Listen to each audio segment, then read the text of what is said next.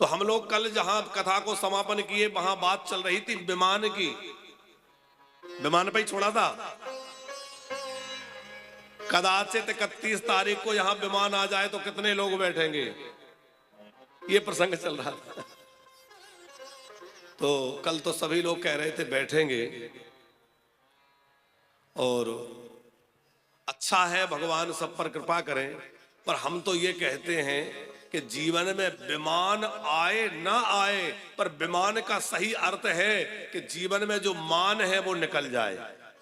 विगतः मानः विमानः, बोले जीवन में जो अभिमान है, जो मान है, वो मान निकल गया तो समझ लो विमान आ गया। और कथा भैया आपके मान को हटा देती है, अभिमान को गला देती है। और एक याद रखिए, मान कब हटेगा, अभिमान कब दूर होगा? समय लाल जी, जब भी जीवन में अभिमान पास में आए ना, तो अपने से ऊपर वाले को देख लेना। ज्ञान का अभिमान आए तो अपने से ऊपर वाले को, धन का अभिमान आए थोड़ा अपने से ऊपर नजर डाल लेना। हमसे कितने बड़े बड़े लोग पढ़े, हमारा तो उनमें कहीं कोई नाम निशान नहीं है कि नहीं, बतलाइए। एक व्यक्ति ने बहुत बड़ी कोठी बनाई, ओम प्रकाश जी, ये हमारे ओम प्रकाश साहब जी हैं, कोलकाता से आए।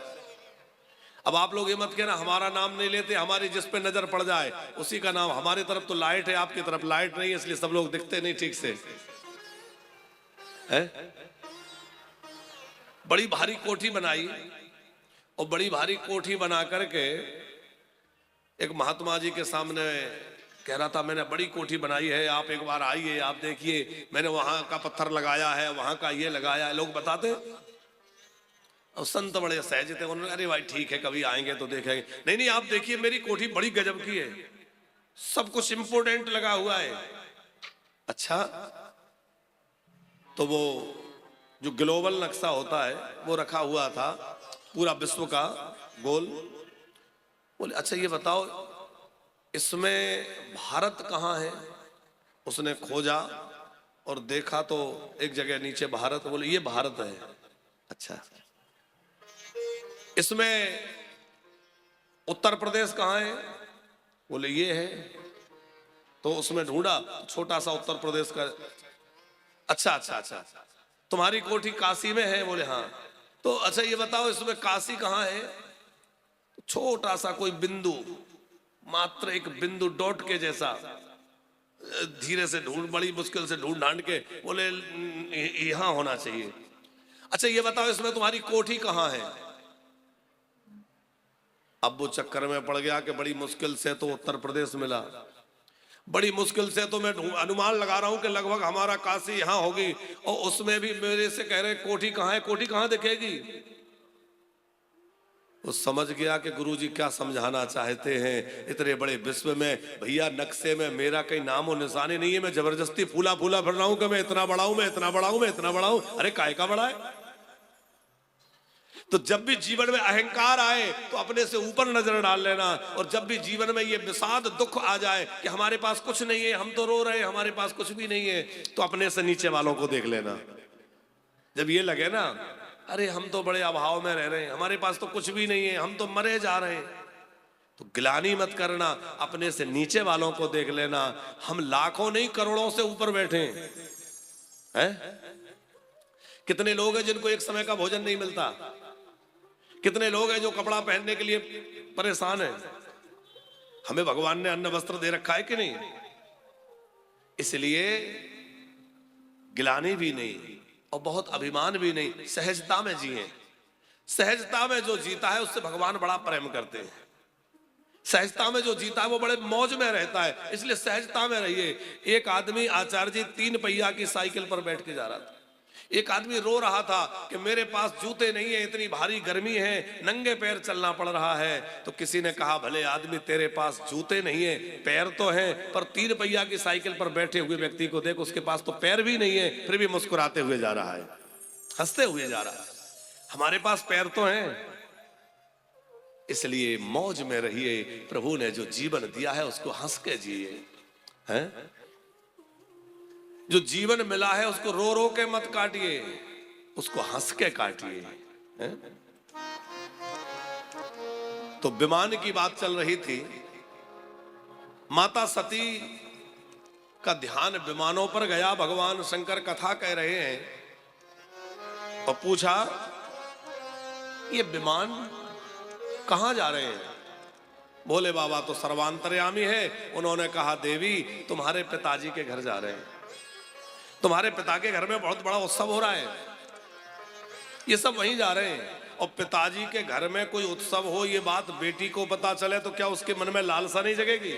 स्वाभाविक है, लालसा जगेगी। माता सती मन ही मन विचार करने लगी कि मैं भी अपने पिता के यज्ञ में जाऊंगा। और सती माता के मन में एक और भावना थी कि देखो, मैं जाऊंगी तो इनके सास ससुर दामाद का जो झगड़ा है, आचार्य जी, एक भावना ये भी थी कि ससुर दामाद का जो झगड़ा है उसको मैं सुलह करा दूंगी। जाकर के पिताजी को समझाऊंगी, फिर उनसे कहूंगी कि दामाद जी को बुला लो, ऐसा झगड़ा नहीं करते, ऐसे कोई विरोध नहीं करते, तो धीरे धीरे झगड़ा शांत हो जाएगा। भोले बाबा ने समझाया, देवी बिना बुलाए जाओगी तो पछताओगी। सती जी ने कहा कि आप पिता के घर भी बुलाया जाने का प्रतीक्षा करनी चाहिए। कुछ स्थान ऐसे हैं जहां बिना बुलाए भी जाना चाहिए। अच्छा, कहां कहां बिना बुलाए जा सकते हैं?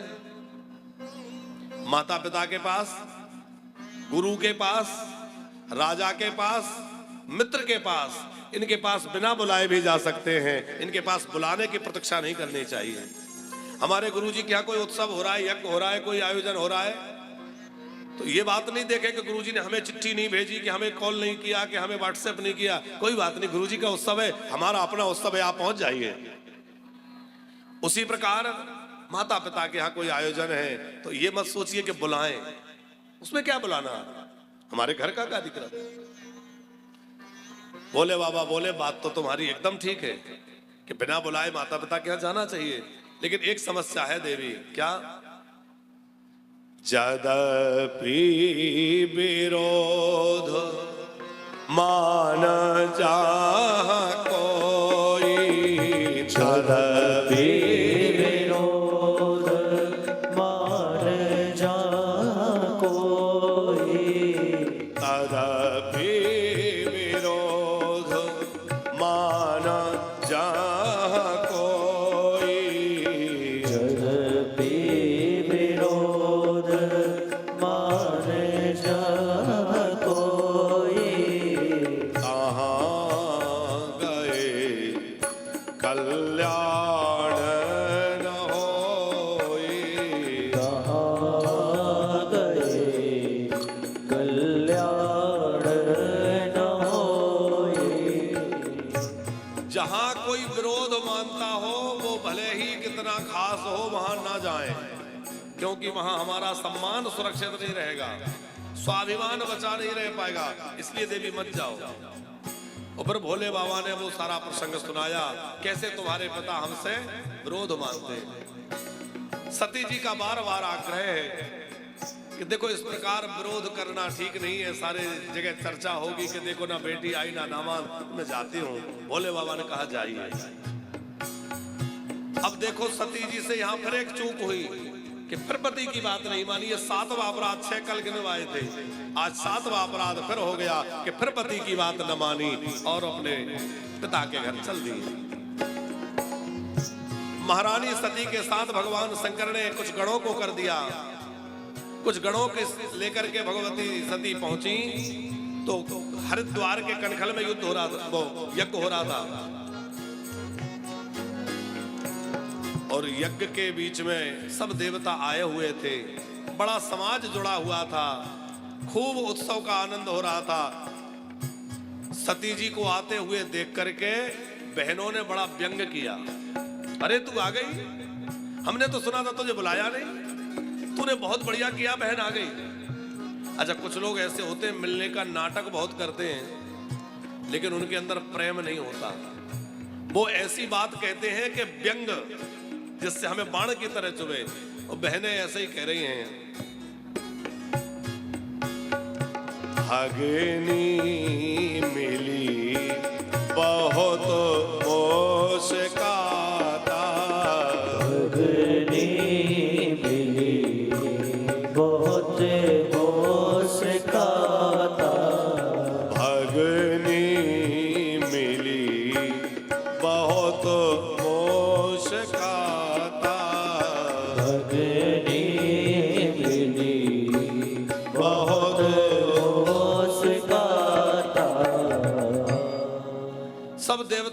जो सती जी को देख के दंडवत प्रणाम करते थे, आज वो मुंह घुमा के खड़े हैं।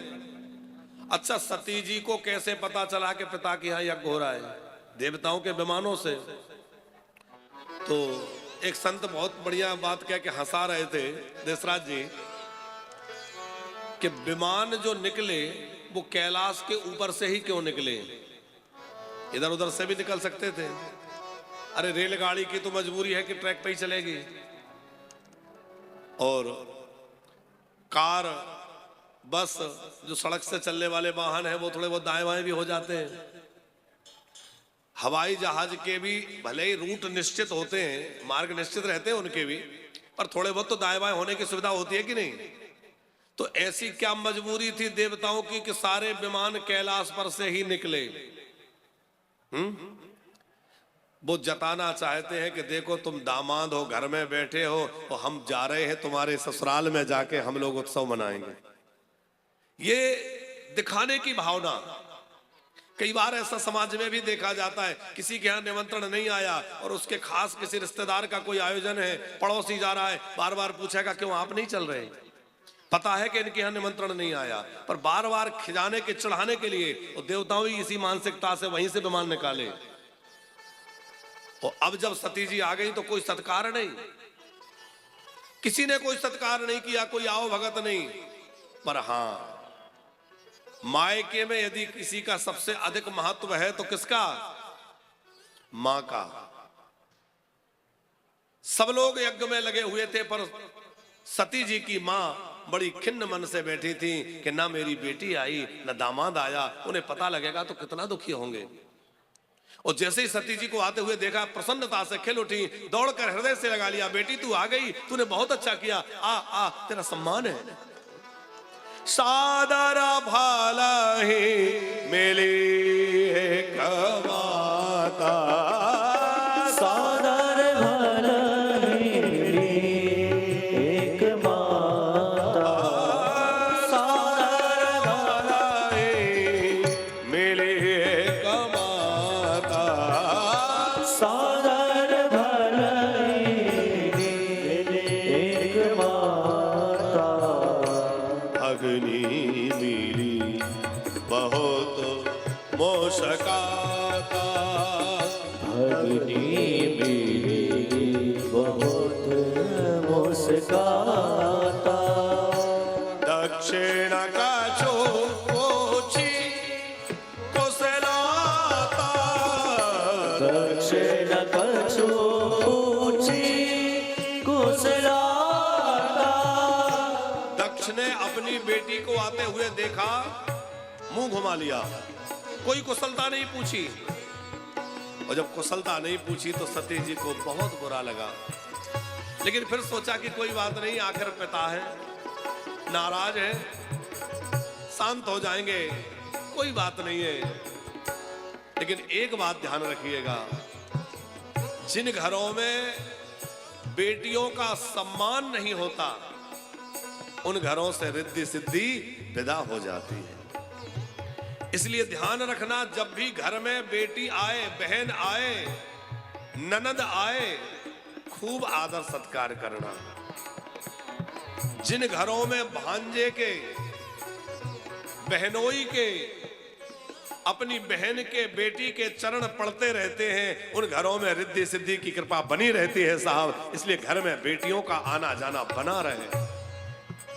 ऐसा नहीं कि ननद जी आ गई तो बहुत जो भाभी है उनका मुंह बंद गया। कई बार भाभी जो है सर में कपड़ा बांध के लेट जाती है, मैं तो बहुत बीमार हूं, मेरे तो बस की नहीं है।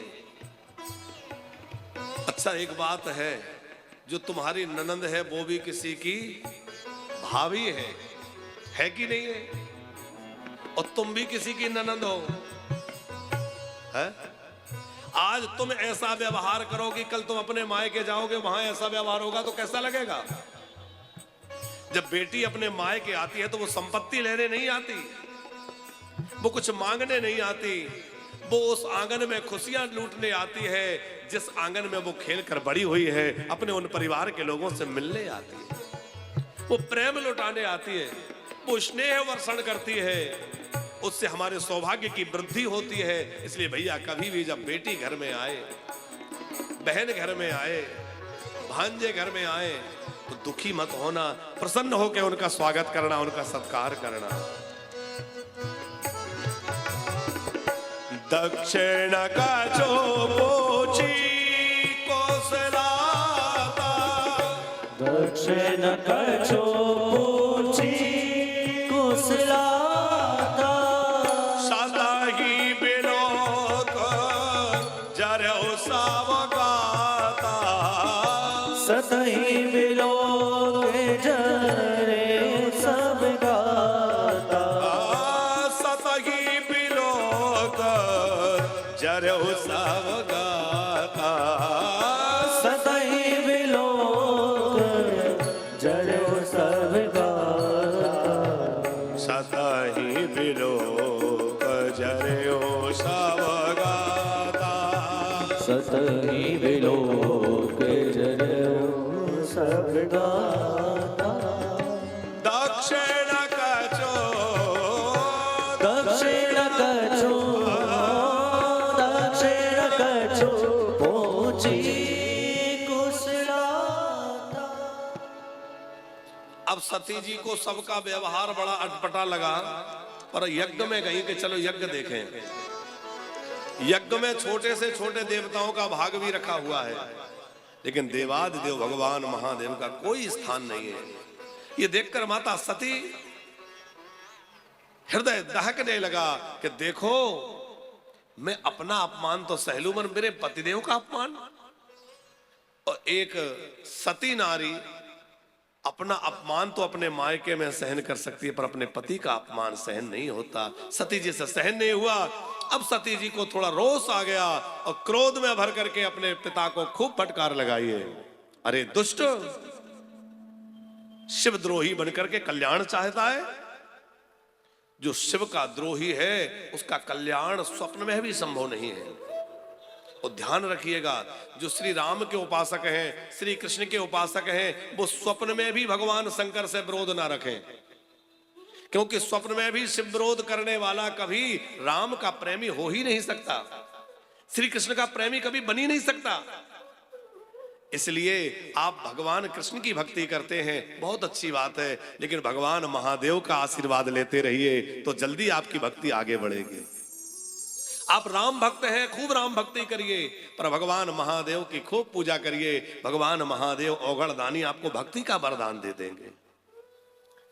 नरसिंह जी का चरित्र आपने सुना होगा, तो नरसिंह जी के चरित्र में भरतलाल जी अभी हमने किया था।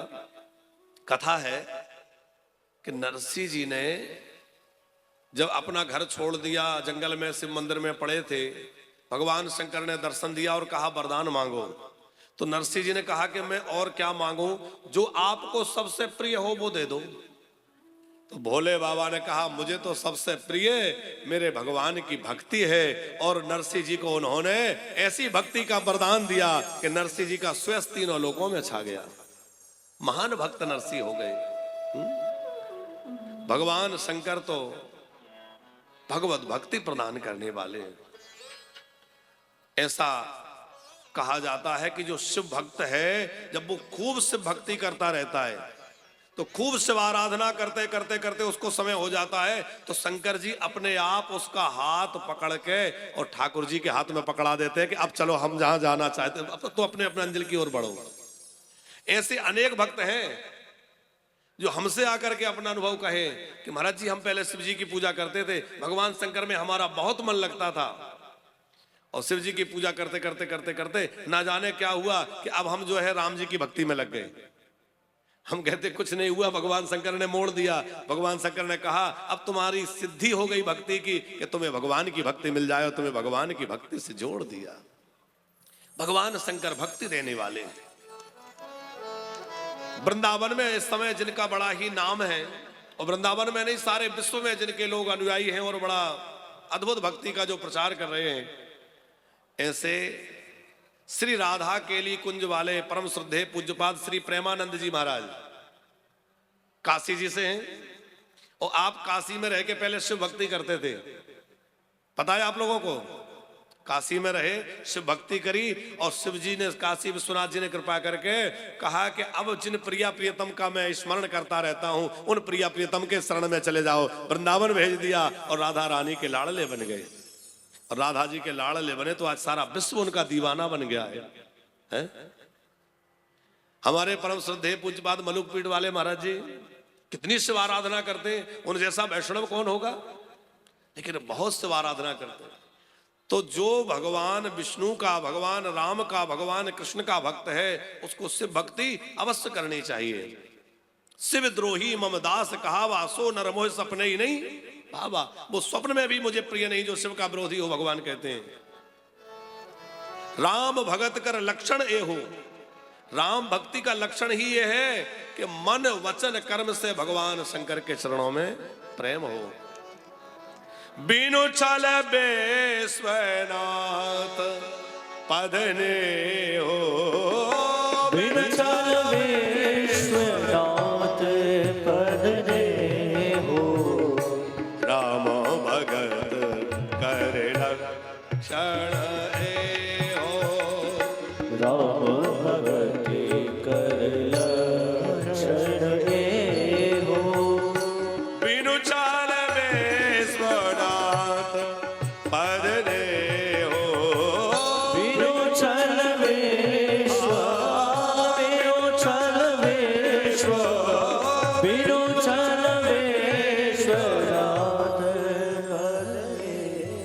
बिना छल के भगवान शंकर के चरणों में प्रेम, यही भगवत भगवती का प्रमाण है, लक्षण है। माता सती कुपित हो गई, सबको फटकार लगाते हुए कहा कि जहां भगवान शंकर की निंदा होती हो, ध्यान से सुनना, जहां भगवान विष्णु की निंदा होती हो, जहां संतों की निंदा होती हो, जहां हमारे गुरुजी की निंदा होती हो, वहां नहीं बैठना चाहिए। यदि हम में शक्ति है, सामर्थ्य है, तो निंदा करने वाले की जिह्वा पकड़ के निकाल दो, उसको दंड दो। और यदि इतना सामर्थ्य नहीं है तो कान मूंद के कहीं चले जाओ, पर गलती से भी शिव जी की, भगवान विष्णु की, संतों की, गुरु जी की निंदा मत सुनना। करना तो बहुत दूर है, पर कभी निंदा सुनना भी मत, क्योंकि जो गुरु की निंदा सुनता है उसको कई गायों की हत्या का पाप लगता है।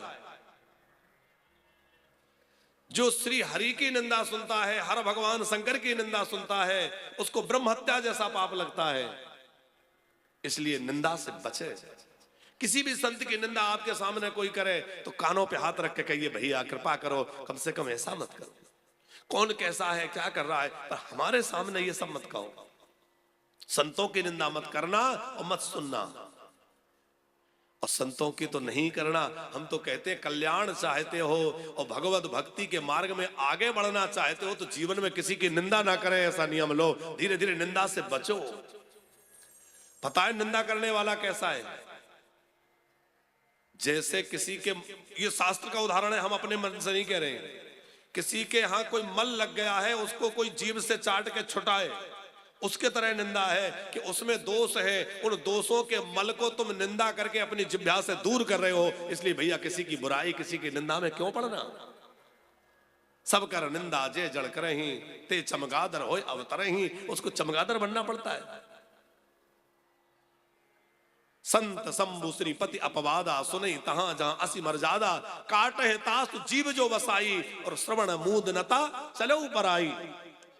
सती जी बोली कि अब मैं कान मूंद के तो जा नहीं सकती, क्योंकि कान मूंद के जाऊंगी तो भगवान शंकर पूछेंगे, और देवी कैसा स्वागत हुआ, क्या उत्तर दूंगी।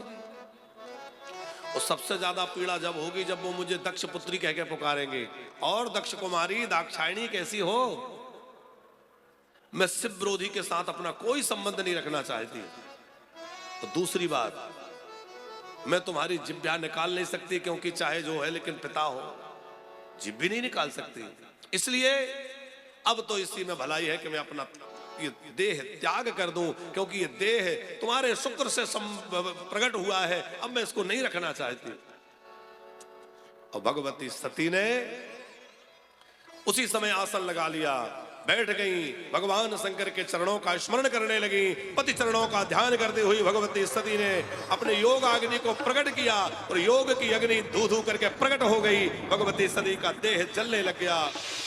रुद्रगण घबराए, माँ ये क्या कर रही है, माँ रुक जाइए। और भगवती सती जो है शिव चरणों का ध्यान करते हुए योग अग्नि में देह को दग्ध कर दिया है। लपटें उठ रही हैं, भस्म हो गया है देह। महादेव के गण व्याकुलता से रो रहे हैं, माँ माँ ये क्या किया।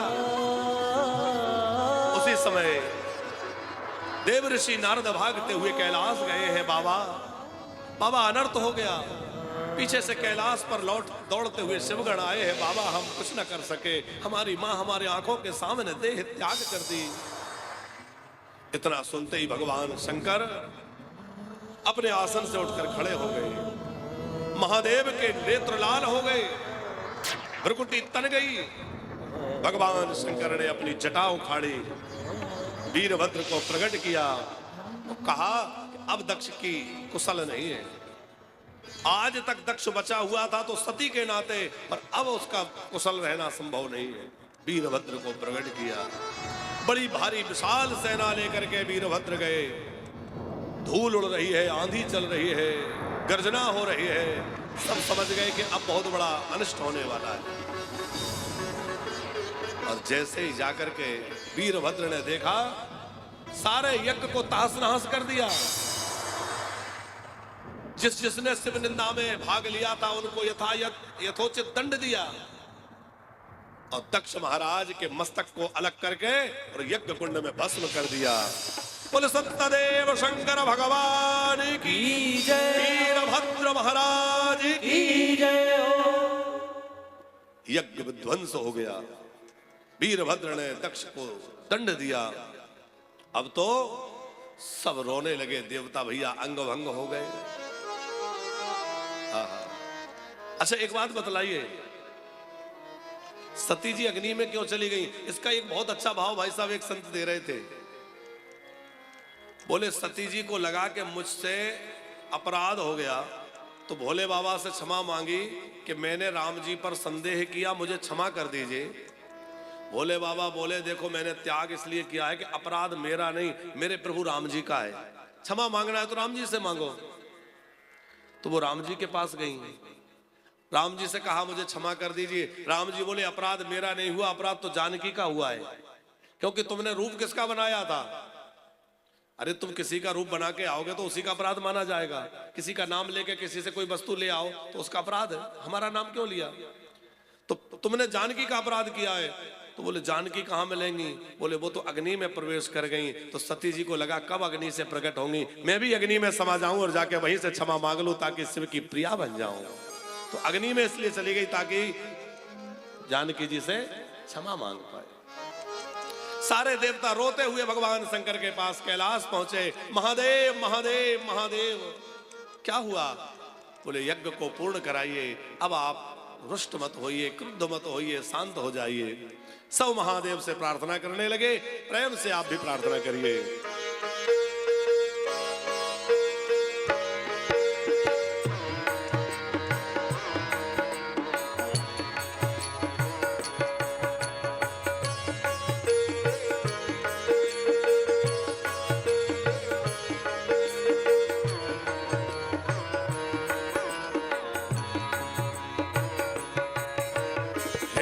शंभु बाबा मेरे भोलेनाथ, तीनों लोग की मैं तू ही तो। हे शंभु बाबा मेरे भोलेनाथ, तीनों लोग के मैं तू ही तो।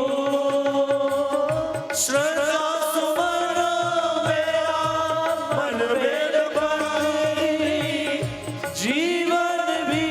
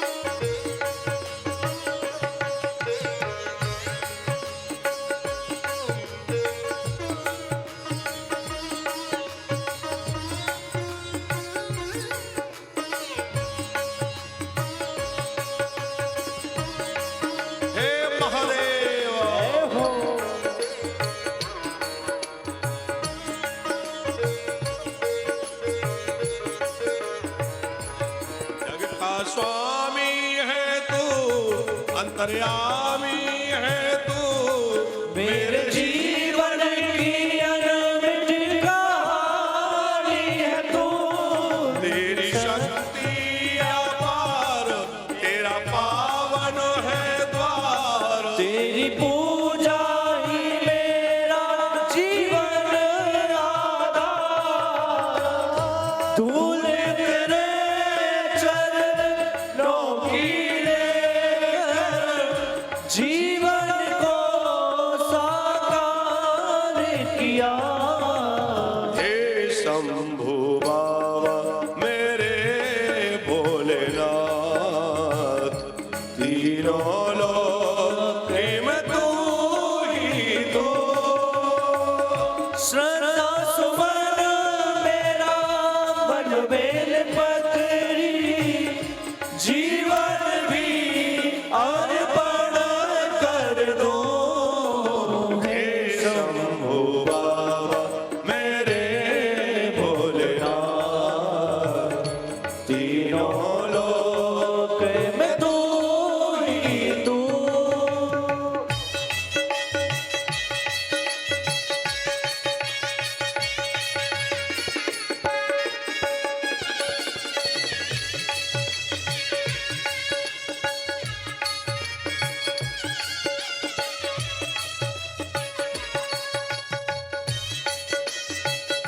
हे महादेव।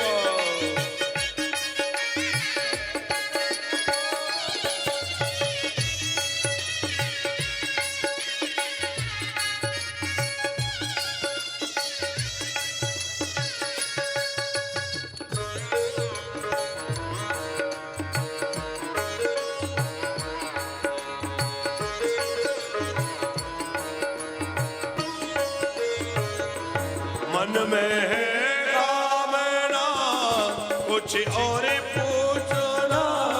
जिंदगी भर करूं तेरी आराधना। सुख की पहचान दे, तू मुझे ज्ञान दे। प्रेम सबसे करो ऐसा वरदान दे। तूने दिया बल निर्बल को, अज्ञानी को ज्ञान दिया।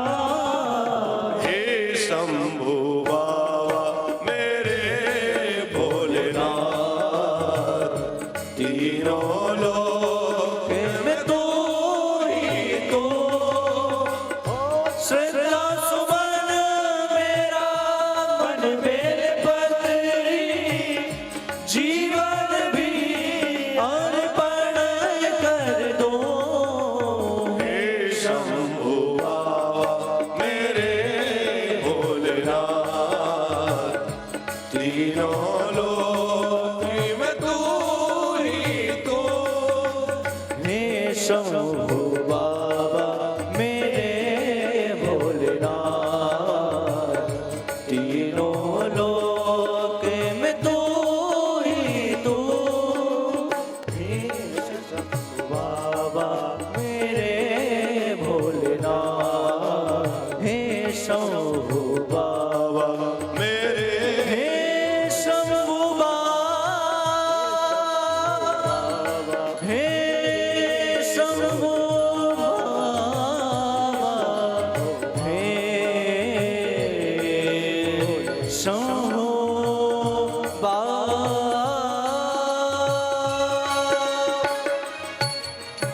महादेव महादेव महादेव सब देव पुकार रहे हैं। हर हर महादेव। और सब देवताओं की पुकार जब सुनी तो उनकी करुण पुकार सुनकर भगवान करुणा शंकर, भगवान करुणानिधान शिव में करुणा प्रकट हो। भगवान शंकर करुणा का स्वरूप है। भरतलाल जी, हम लोग आरती के बाद कहते हैं ना, कर्पूर गौरम करुणावतारम। तो भगवान शंकर का स्वरूप कैसा है? कपूर के समान गौर वर्ण है और करुणा का साक्षात स्वरूप है। कर्पूर गौरम करुणावतारम संसार सारम भुजगेन्द्रहारम। भगवान शंकर प्रसन्न हुए, देवताओं से कहा चलो मैं यज्ञ पूर्ण कराने चलता हूं। अब यज्ञ पूर्ण कराने गए, देखा जजमान तो है ही नहीं, धड़ तो पड़ा है, मस्तक स्वाहा हो गया।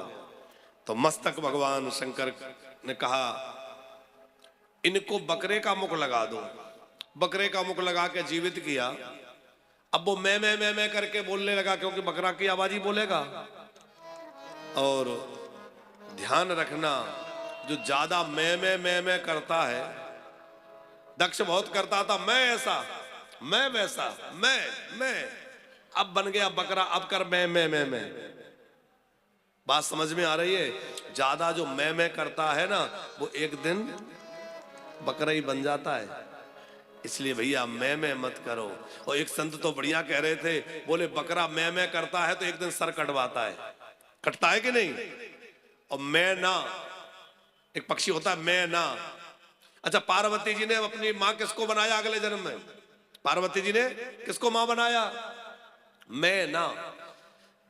मां भगवती ने कहा कि मैंने जिसको पिता बनाया था वो बहुत मैं करता था, अब मैं ऐसे को अपनी मां बनाऊंगी जो कहे मैं ना, मैं कुछ नहीं हूं।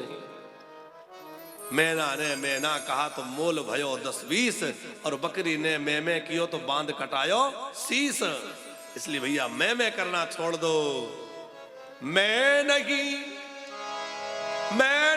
मेरा नहीं, यह तन किसी का है दिया, यह मन किसी का है दिया। भैया मेरा क्या है, ये सब कुछ तो किसी का दिया हुआ है, सब किसी की मेहरबानी से मिला है। भोले बाबा ने यज्ञ पूर्ण कराया।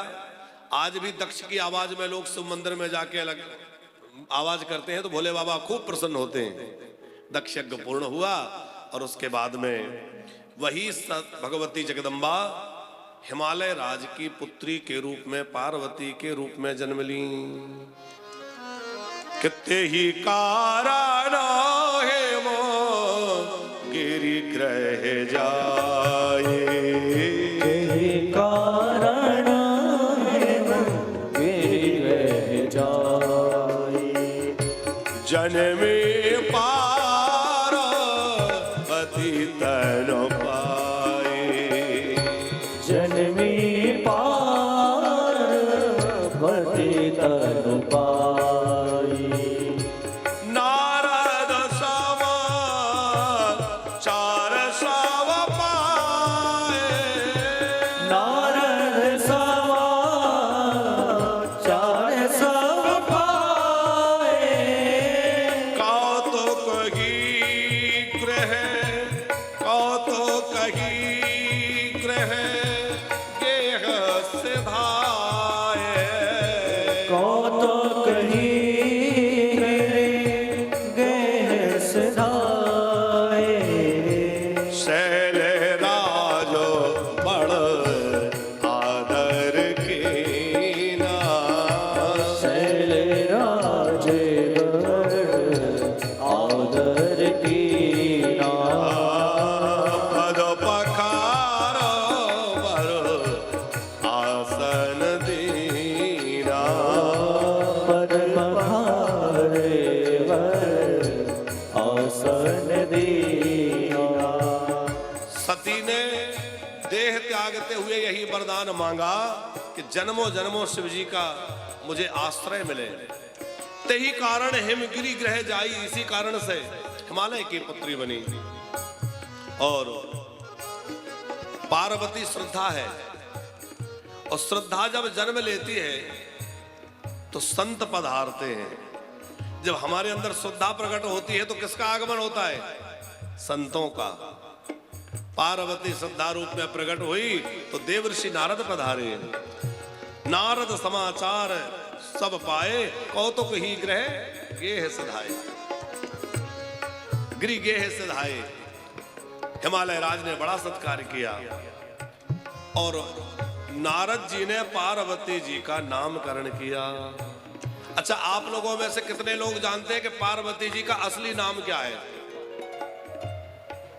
पार्वती तो इसलिए कहते हैं कि पर्वत की पुत्री होने से पार्वती कहलाई। गिरी माने पर्वत होता है, गिरी की पुत्री होने से गिरिजा कहलाई, गिरजा। लेकिन उनका सही नाम क्या है? उनका नाम है उमा। नारद जी ने क्या नाम रखा? उमा। उमा उनका नाम है, इसलिए हम लोग बोलते हैं उमापति महादेव की जय हो। तो नाम तो रखा उमा, पर पर्वत की पुत्री होने से पार्वती कहलाई, गिरिराज की पुत्री होने से गिरिजा कहलाई। तपस्या में उन्होंने पत्र आदि का त्याग किया तो अपर्णा कहलाई। तो जैसे जैसे उन्होंने तपस्या करी उनके नाम बढ़ते चले गए। वो तो शक्ति है, उनकी अनंत नाम है।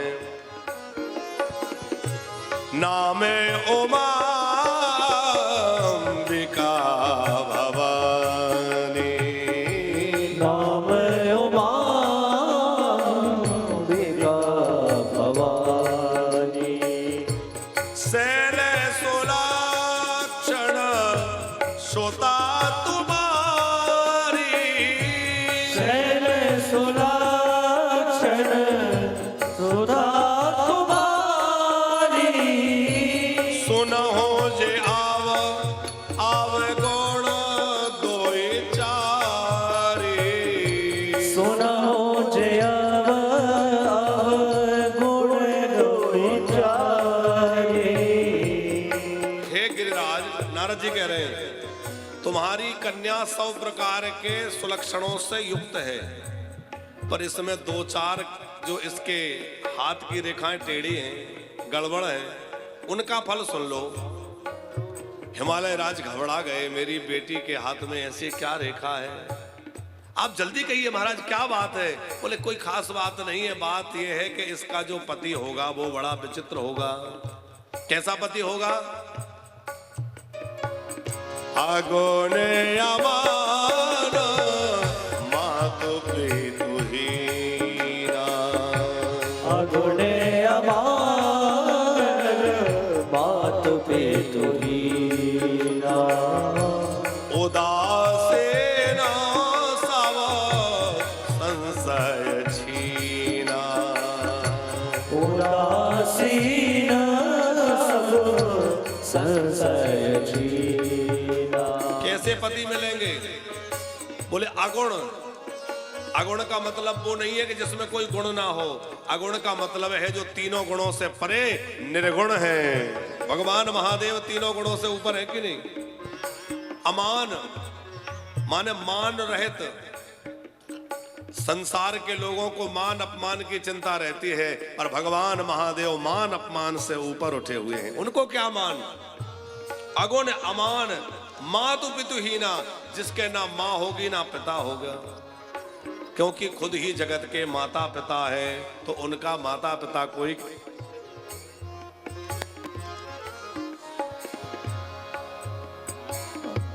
मान मातु पे तुहीना। अगुणे अमान मातु पे तुहीना। उदासीन सब संशय छीना। उदासीन सब संशय छीना। अगुणे अमान मातु पितु हीना।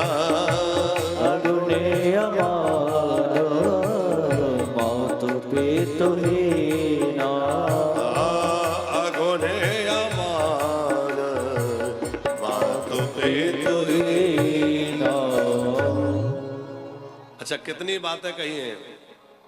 अगुण अमान मातु पितु हीना, उदासीन सब संशय छीना।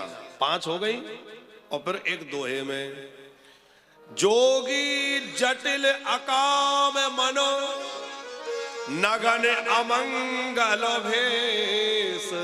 अस स्वामी यही कहाँ मिलहे परिहस्त असी रेख। 10 अवगुण गिनाए हैं नारद जी ने। तो 10 अवगुण जो है वो अवगुण नहीं है। एक बार संत मुरारी बापू जी की कथा चल रही थी, तो उन्होंने इन 10 अवगुण जो पार्वती जी के पति के लिए भगवान शंकर के लिए नारद जी ने गए, उन पर उन्होंने कथा की थी। और 10 की क्या अद्भुत व्याख्या आचार्य जी उन्होंने की कि ये 10 क्या है। बहुत अद्भुत कथा। संत मुरारी बापू तो मुरारी बापू, वो कह रहे हैं कि ये उनके दुर्गुण नहीं है, ये उनके सद्गुण हैं। कैसे हैं? बोले जोगी भगवान शंकर परम योगी हैं, उन जैसा योगी कौन हो सकता है।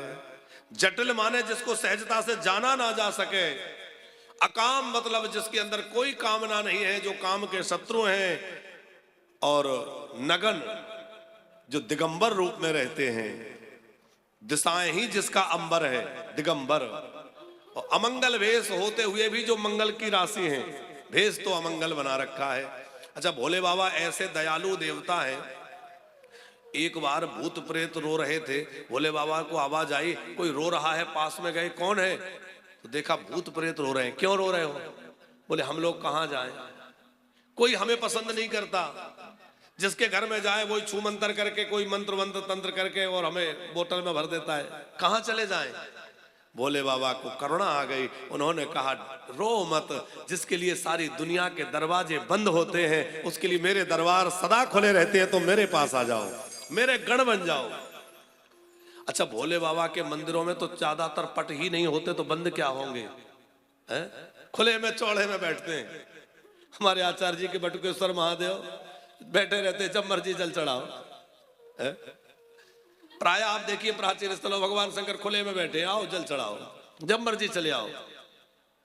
एक बार देखा कि सर्प बिच्छू सब रो रहे हैं, क्या हुआ? बोले बाबा के कहां जाएं, जिसको दिख जाते हैं मुंह को चल देता है। बोले चिंता मत करो, मेरे दरबार सबके लिए खुले हैं। जो संसार के लिए दूषण है मैं उसको अपना आभूषण बना लूंगा। भगवान शंकर ने भुजंगों का हार बना लिया, भुजगेंद्र हारम, आभूषण सजा ली। इसका मतलब है कि इतने दोष वाले लोगों को भी उन्होंने पास रख लिया, टेढ़े चंद्रमा को सिर पर बैठा लिया। तो क्या हम लोगों को चरणों में नहीं रख लेंगे? अच्छा, चंद्रमा में कितने दोष हैं? एक तो काला धब्बा है, टेढ़ा है और घटने बढ़ने वाला है। फिर भी भगवान शंकर चंद्रमा को कहां विराजमान रखते हैं? मस्तक पर रखते हैं कि नहीं? एक किसी ने शिव जी से हंसी करते हुए कहा बाबा टेढ़े चंद्रमा को क्यों बिठाया? अरे बिठाना ही था, सीधा गोल पूरा ले लेते, टेढ़ा ही क्यों? ऐसा तो नहीं कि टेढ़े से आप डरते हो, क्योंकि संसार में देखो तो टेढ़े लोगों से सब डरते हैं, सीधे लोगों से कोई नहीं डरता, उनको लोग डराते हैं। वो जो टेढ़ा होता है उसके सामने सब सीधे हो जाते हैं।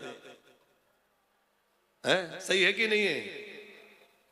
तो क्या आप भी टेढ़े चंद्रमा से डरते हैं? भोले बाबा बोले ना। तो आपने टेढ़ा चंद्रमा मस्तक पर क्यों बिठाया? तो भोले बाबा बोले इसलिए कि इसका संबंध मेरे प्रभु से है। कैसे?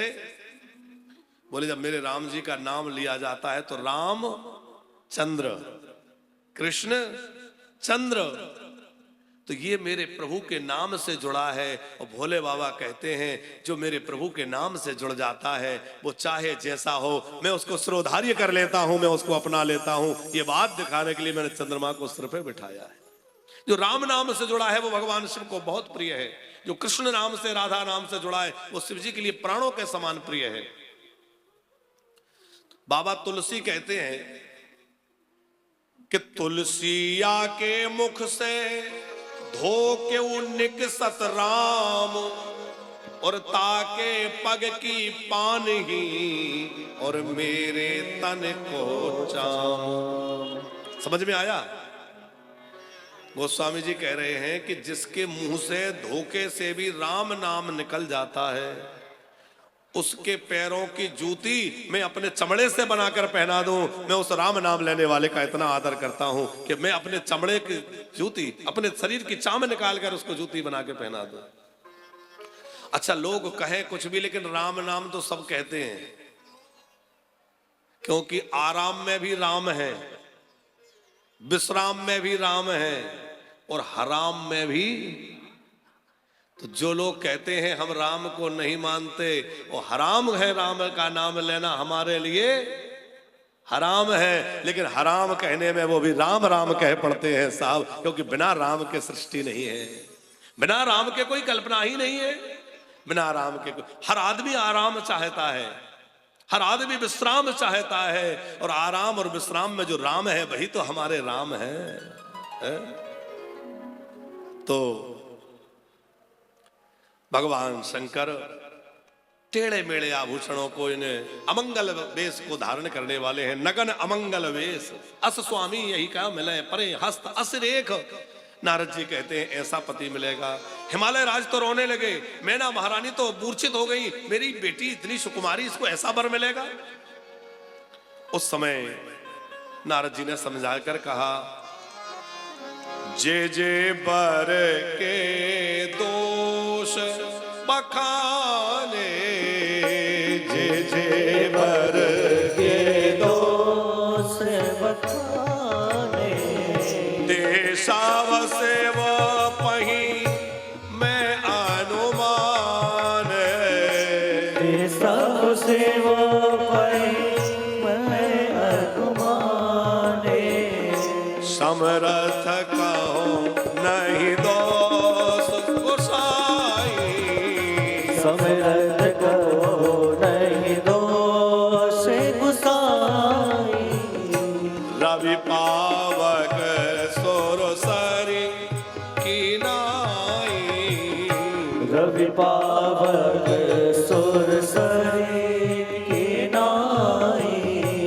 रवि पावक सोरसरी की नाई, रवि पावक सुरसरी की नाई, समरथ कहो नहीं दोष गोसाई, समरथ कहो नहीं दोष गोसाई।